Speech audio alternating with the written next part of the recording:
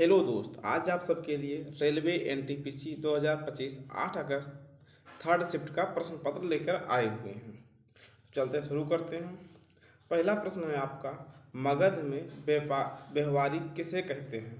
तो आपका आंसर होगा न्यायाधीश या प्रधान न्यायाधीश को कहते हैं। सातवाहन वंश में आहार और राष्ट्र का क्या संबंध था? तो सातवाहन वंश में राष्ट्र एक बड़ा प्रशासनिक प्रधान था और आहार उस राष्ट्र के भीतर एक उप प्रशासनिक क्षेत्र था। 3 नंबर प्रश्न है आपका, आठवीं पंचवर्षीय योजना का मुख्य उद्देश्य क्या था?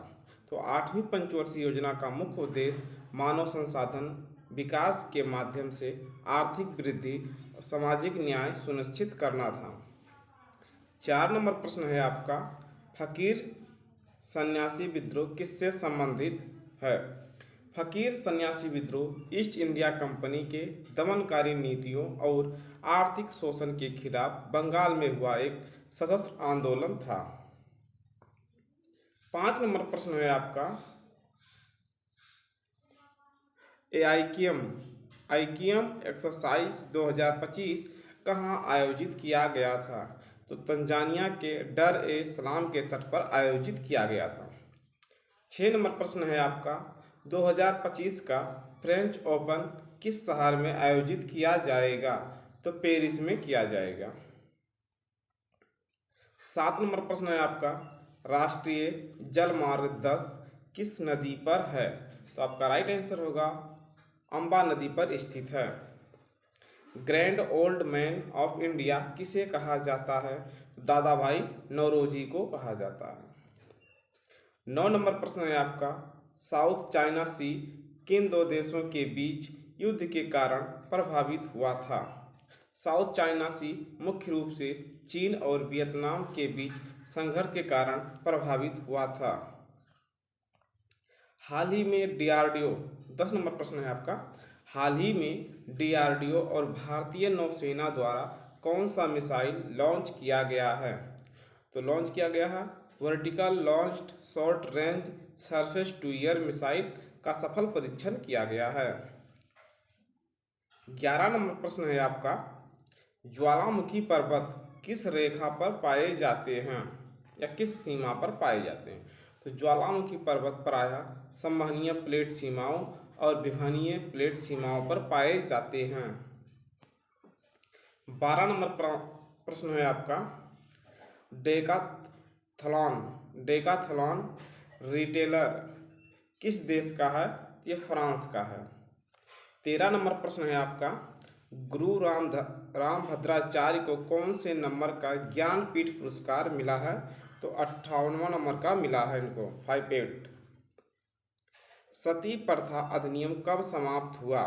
तो 4 दिसंबर 1829 को समाप्त हुआ।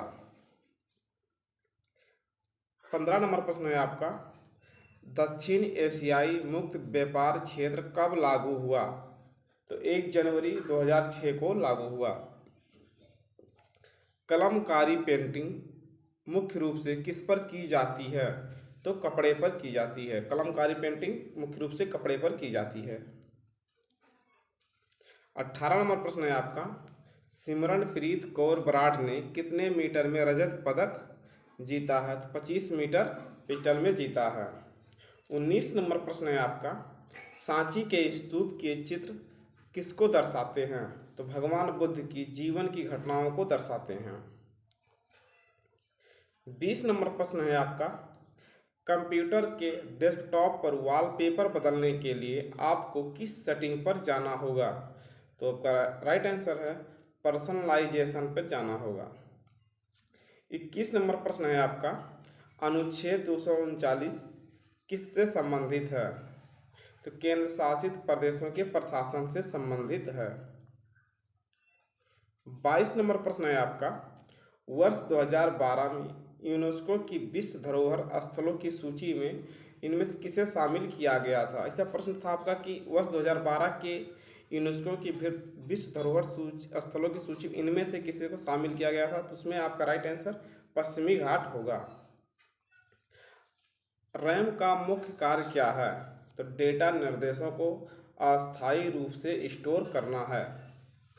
24 नंबर प्रश्न है आपका, जिला न्यायालय का प्रमुख किसे कहा जाता है? जिला न्यायाधीश एवं सत्र न्यायाधीश को कहा जाता है। मोगला बंदरगाह किस देश में है?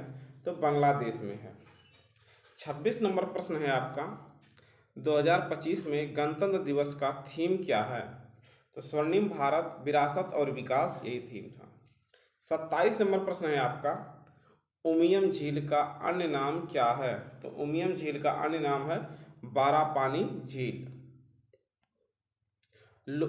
28 नंबर प्रश्न है आपका, लोक कल्याणकारी राज्य की अवधारणा से संबंधित भारतीय संविधान का कौन सा अनुच्छेद है? तो अनुच्छेद 38 है।